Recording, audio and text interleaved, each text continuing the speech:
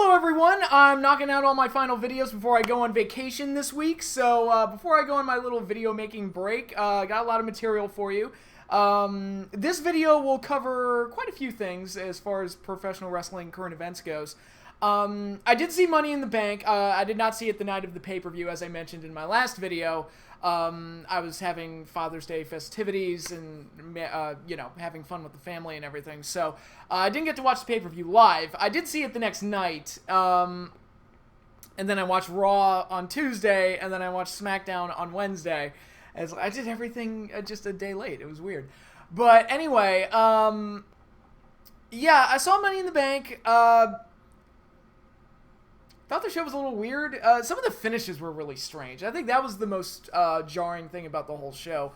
Randy Orton was beat up the Singh brothers for what felt like an eternity, and the entire time I'm sitting there going, it's like, the referee hasn't counted him out yet. I just felt like he was out there for an inordinate amount of time with no referee counting him out. It just felt very strange to me. It's like, I feel like Jinder Mahal's won this match like 60 times by now, but Jinder Mahal won the match anyway, but it felt weird to me that Orton was out there that long beating up the Two Stooges, and there was no count out. And that match was, it was a very basic match. It was very similar to their first match, actually, where it's, they wrestle around, then Orton beats up the Singh brothers, and then Mahal steals the win. It's like, it was almost identical to their last match, so I'm just like, whatever. I don't even care. What else was on this show? There was Lana versus Naomi. Well, I guess before I talk about the women's title match, I should talk about the women's Money in the Bank. Not a bad match. The finish was very weird, though. It felt, I don't know, when you're doing something as historic as the first women's Money in the Bank ladder match, doing those kind of hippy-dippy or, screwy heel finishes kind of, like, cheapens the moment, I guess. And why is James Ellsworth still a thing? I just don't see, I never saw the appeal in him. I never got it, and here we are, getting close to, 9 months after the fact, and he's still there for some reason. But yeah, that ending kind of sucked the life out of the Money in the Bank match. But I don't mind Carmella winning. I'm fine with that. And actually, I think it would have, if they were going to do the screwy ending here, I think it would have made more sense if she actually did cash in during the title match instead of just teasing it. Because if she cashed in, in my mind, the way they presented it, they made it sound like Shane and Daniel Bryan were gonna, make a decision about whether or not the finish of the ladder match should stand. And if I were Carmella, I would have cashed in as soon as possible, stolen the title, so that way they couldn't take it from you. I think that would have been really interesting if they went that route with it. If you're gonna do the screwy ending, go all the way with it. But they didn't do that, so it was like, whatever. Anyway, the women's title match, Naomi versus Lana, was not good. It was not the botch fest train wreck that everybody expected it to be, given that this was only Lana's, second match on WWE television. Why is she not in NXT? I don't get that, but anyway, whatever. It's there to be developmental. I'm just saying. But anyway, I didn't think the match was a complete train wreck. It just was kind of a blasé, there you go type of match. New Day beat the Usos by countout. I guess that's fine. Match was fine. God, this is another one of those shows where it's like, what else was even on this show? I don't know. A lot of it just didn't really stand out to me. But we got Breezango winning a match. That was nice to see. Feels like WWE's actually gonna let them stand and let them actually continue on doing what they're doing. It's like, good for them, They found a way. Tyler Breeze, my boy, a guy who I've supported since his NXT days. And Fandango was another guy I thought was had potential and that was never realized. But it's like, look, they finally stumbled onto something that WWE's willing to run with. So hey, cool, it's fine. I'm good with it. And I guess I'll talk about the main event now. The Money in the Bank ladder match for the men. Good match. Action-packed and everything. The highlight was the AJ Styles Shinsuke Nakamura confrontation, which I hope sets the stage for AJ and Nakamura at WrestleMania. I think their temptation is going to be to do Nakamura versus Cena or something like that, but I'm like, I don't want to watch Nakamura get jobbed out to Cena. I don't. No. And I especially don't want to watch Nakamura have to work a Cena match. Even if Nakamura does go over, it's like, I don't want to watch him work a Cena match. I want to watch him work with somebody that he can have like his type of match with, which would be an AJ Styles. And the match they had at Wrestle Kingdom before they left to go to WWE was outstanding. So hell yeah, I want to see that again. I'm not sure if it would be as good as that, but do that match on the WrestleMania stage. I'm down. I'm totally down with that. But I wonder if they took Nakamura out of the ladder match for most of it. Because there were concerns that Nakamura wouldn't be able to work a ladder match because he's never worked one before. So, but I don't know. It just felt interesting that they did that. But Baron Corbin won the briefcase. Some people on the internet lost their minds. I don't dislike Baron Corbin, and I'm willing to say, okay, they give him the briefcase, build him up and see what happens. I'm willing to run with it. I mean, my preference again, it would have been to go to somebody like AJ or somebody like that, but I'm willing to give Corbin a chance here as long as they build him up. It's not like Jinder Mahal where he's like, oh, he's number one contender right now. Like, if they take the next like 6, 7, 8 months to really see what they can get out of Corbin and really see if they can run with him and get something good out of him and then do the cash in, okay, we'll see how it goes. You never know. Again, it's all about taking the opportunity to actually build him up to get to the title match and not so much, just throwing him in there. Just see what happens. But I will say this, though, for Jinder Mahal, and going back to the WWE title match a little bit, I will say this. Randy Orton is so boring that Jinder Mahal doesn't seem as bad. Like, when Randy Orton is the alternative, I'm like, okay, fine, run with Jinder. At least I haven't seen Jinder hold the belt 450 times, so at least I'm not, like, bored with him. But, Money in the Bank, it was just kind of a weird show. Not terrible. I mean, not, like, fucking awful or anything. Just some weird finishes and just overall, just a show that was there. Now, one WWE show that I did enjoy was actually this week's Raw. This has probably been the best Raw since before WrestleMania. And the main reason for that is because stuff actually happened. Stuff developed, stuff moved forward, and some memorable things happened that made me go, okay, what's next? Braun Strowman returned. Excellent return. Samoa Joe and Roman Reigns had a pretty good match. And Samoa Joe, I think the Lesnar feud has been good for him because he actually feels like he's motivated and he's got a fire lit under his ass. And this pairing, I think they've handled it pretty well. And it's a fresh match. It's Brute versus Brute. It's it's a match we've never seen before, and it's got that level of intrigue to it. It's like, okay, well, let's see what they do. Maybe it'll be really good. Obviously, Joe is in Braun Strowman's spot. This is the spot that was supposed to go to Strowman, but for a plan B, I mean, it's working fairly well. So, as a guy who hasn't been that fond of Samoa Joe's work in WWE so far, I've kind of liked what I've seen so far in this build-up, so hopefully the match delivers when it gets to Great Balls of Fire. I'm still not at all convinced that Joe's going to win, but in any case, the build-up to the match has been intriguing.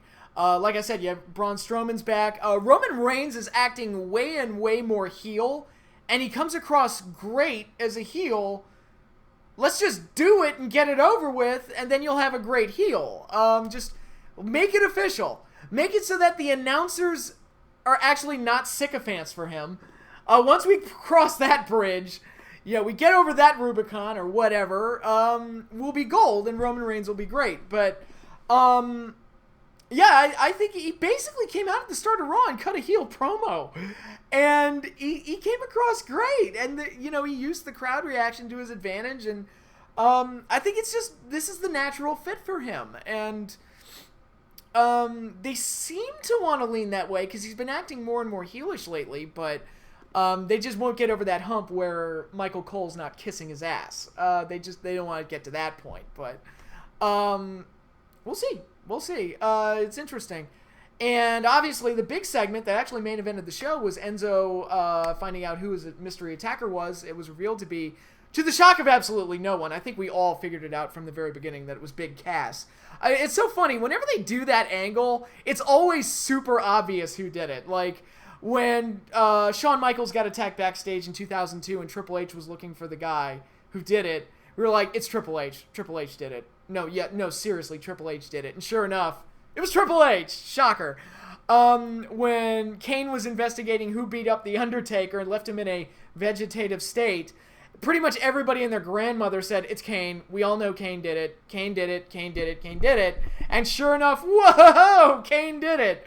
So shocked. So it's so funny to me that whenever they do that type of angle, that it's like super, super obvious who did it. The only time I can think of where it wasn't obvious was who ran over Austin. But yeah, a couple of feelings on the segment itself.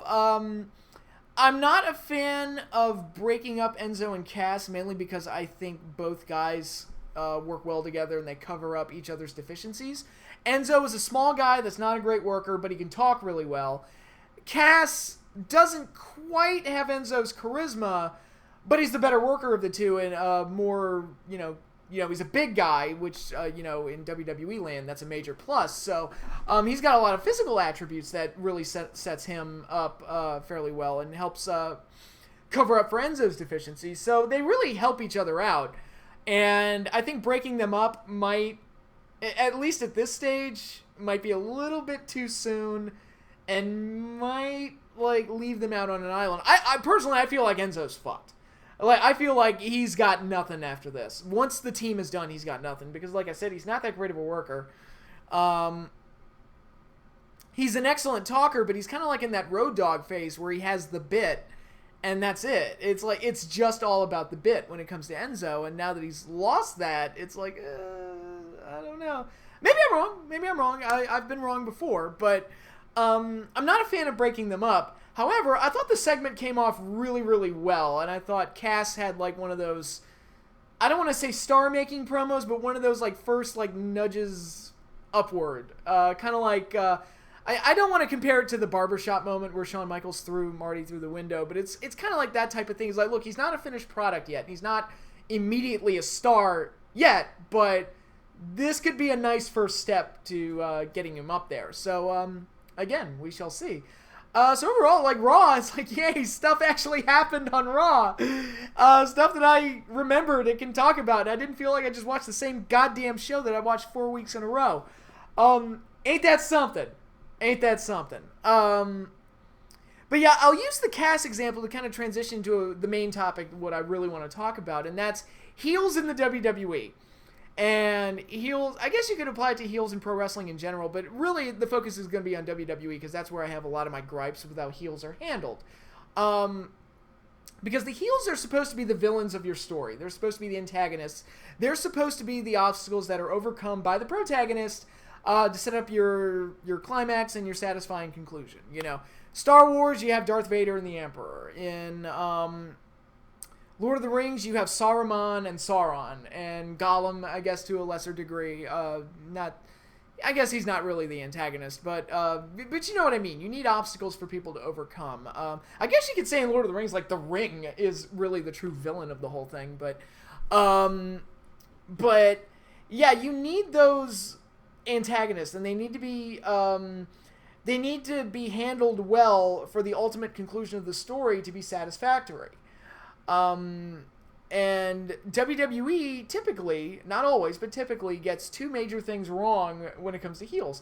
Number one, it feels like they lose more than they win, when I feel like it should be the opposite. I feel like heels, somebody phrased it to me this way, and I think I agreed with it. Heels should win most of the battles, and faces should win the war, and that's how it should go. Not as a 100% absolute, but pretty good rule of thumb to do it that way. You don't want to have the heel lose to the face all the time on TV before you do the big burn-off match, because if you do, then what are you fighting for? It's, the heel's already been humiliated, beaten, and so when the face does beat him at the pay-per-view, it doesn't feel like that big of a deal. And sometimes when the heel goes over in the match, it's like, well, he'd already been humiliated 45 times on TV, so he almost feels like the face in this situation. And that's been the killer of Bray Wyatt's career, where everyone loves Bray, they love his promos, they love the character, but he loses all the time, so all that spooky stuff he does is so inconsequential, that doesn't matter. And he's been deeply hurt because of that, because they always have him lose, and they're always having him job out. They always have him get humiliated. I mean, this is the guy that went out there at WrestleMania and had him and his whole stable get punked out by The Rock and John Cena. And I was like, what the fuck was the point of that? Like, what was the point of that? Just made your heel look like a dork. That was the point of it. And another thing that WWE messes up with heels is actually letting them do horrible things. And I'm going to bring up some moments from when I was a kid, like really young and first started getting into wrestling, like ages 5 to 7. And these were moments that really left an impact on me and really stuck in my memory. You had Ted DiBiase fixing the WWF title match between Hogan and Andre the Giant and stealing the title. You had Jake the Snake Roberts using a real fucking cobra to bite Randy Savage. You had, I mentioned it earlier, you had Shawn Michaels throwing Marty Jannetty, his friend, his ally, his companion, through a window. And these are horrible, horrible things to do and are good ways to get heat, because it's like, all right, I know who the bad guy is, I know who the villain is, fuck that guy, I want to see him get beat. And that's why the ending to WrestleMania 4 was so special, because it was like Randy Savage had to beat that asshole to get it done. And that's what made it satisfying. When you get to the Saturday Night's Main Event match in 92, which is the final confrontation between Roberts and Randy, Randy finally beat the Snake and pretty much sent him packing, and then transitioned into the feud with Flair, while Jake transitioned into the feud with Undertaker. So that happened, and the plate glass window incident, really, like, Marty was kind of like on the outside after that. They did feud after that, but Shawn was really, it was used as a springboard to make Shawn into a star. But it set him up as such a great heel that you just wanted to see him get beat.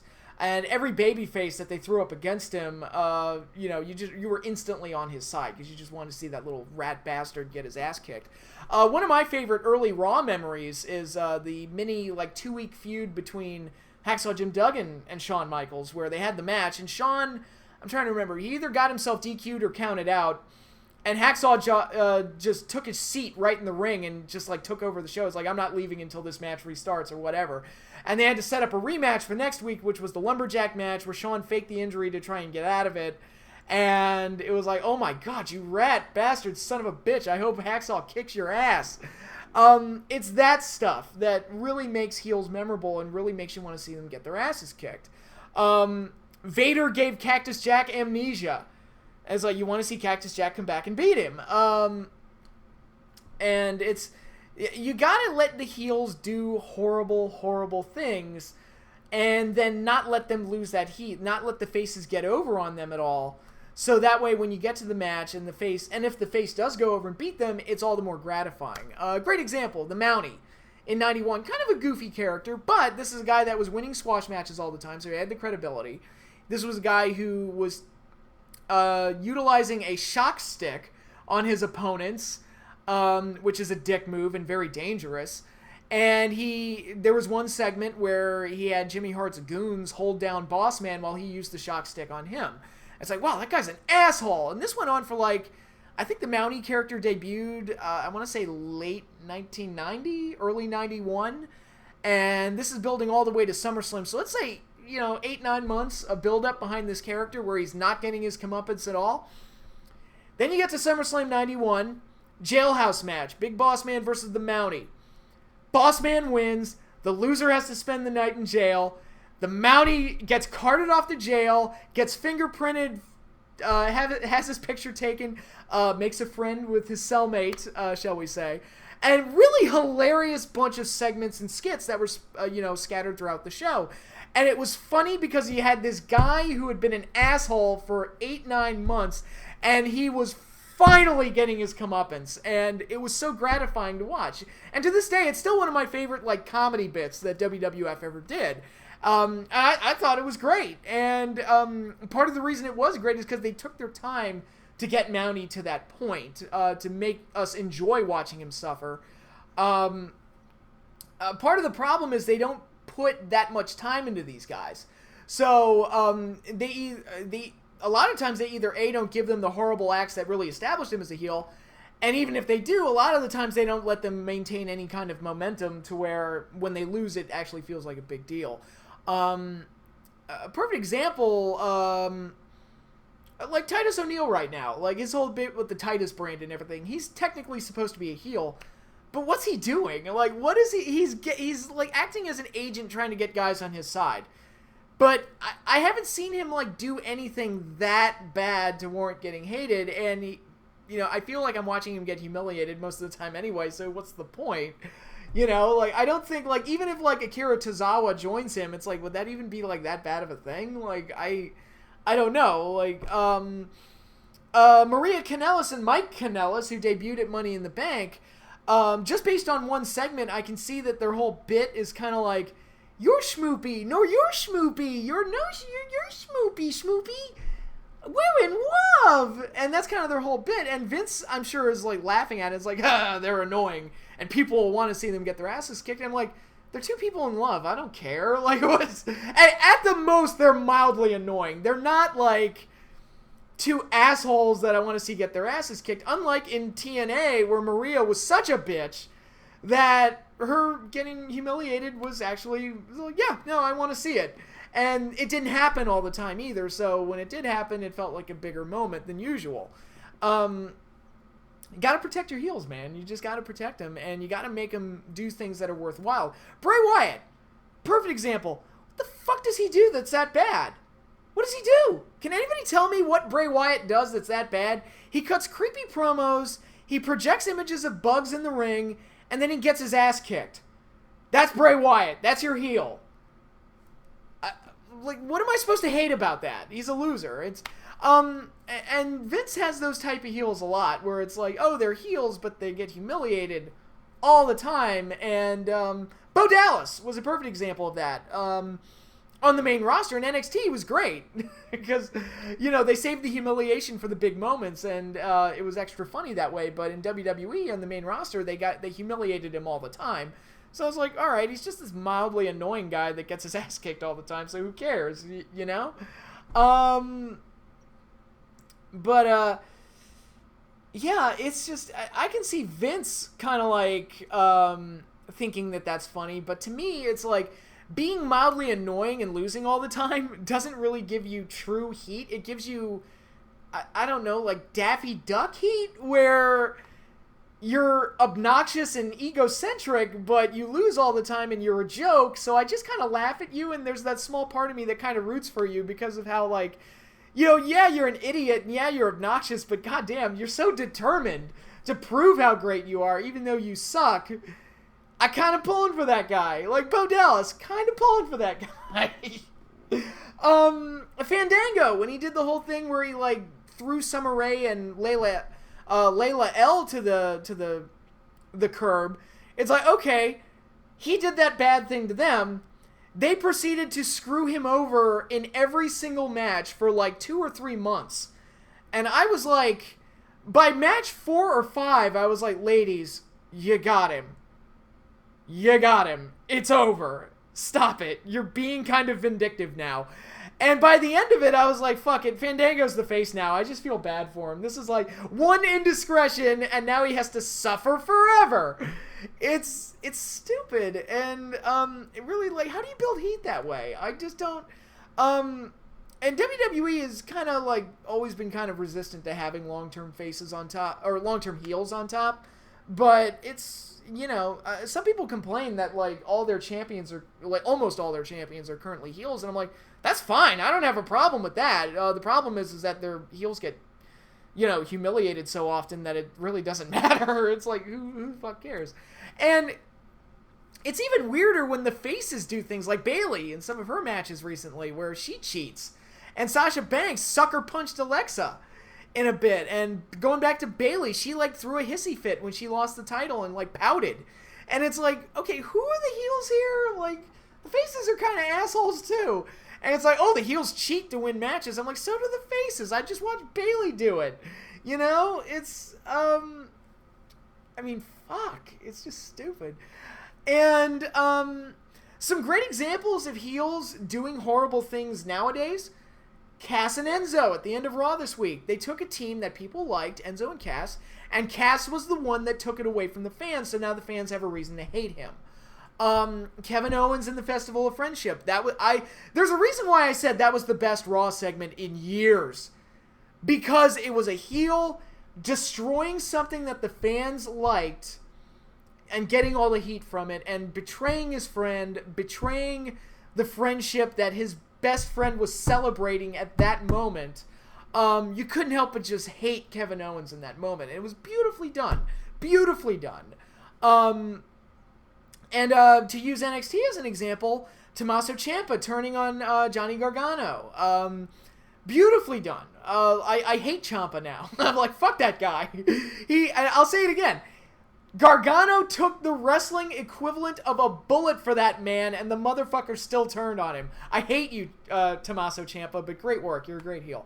You know, and this is like, to me, basic storytelling mechanics when you do these type of things.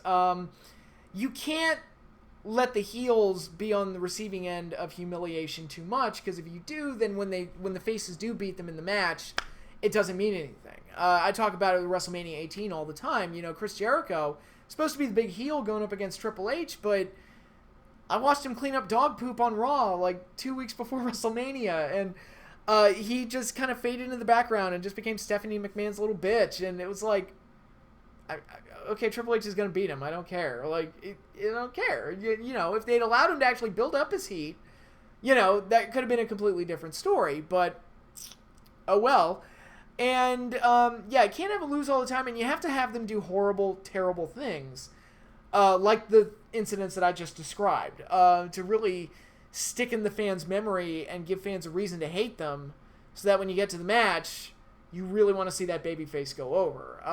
Lucha Underground, who I often cite as a positive example, did that very, very well with the Sexy Star Mariposa feud, where, you know, Marty the Moth abducted Sexy Star, then had Mariposa torture her for God knows how long,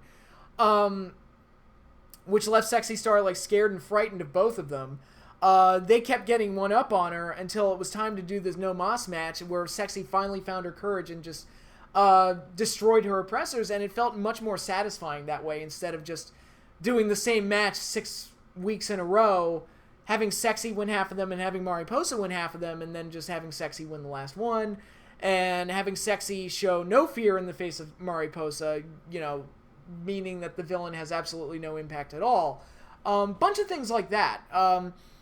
So yeah, it's like, it's not just they have to do horrible things, but the horrible things they do have to have like some kind of a lasting impression, whether it just be so horrible that you can't forget it, like the snake bite, or something that leaves a huge impact on the character, like what I just described with Sexy Star. So those are the type of things I like to see out of a heel, and I think wrestling storylines are better served when the heels are kind of in control and have to be overcome.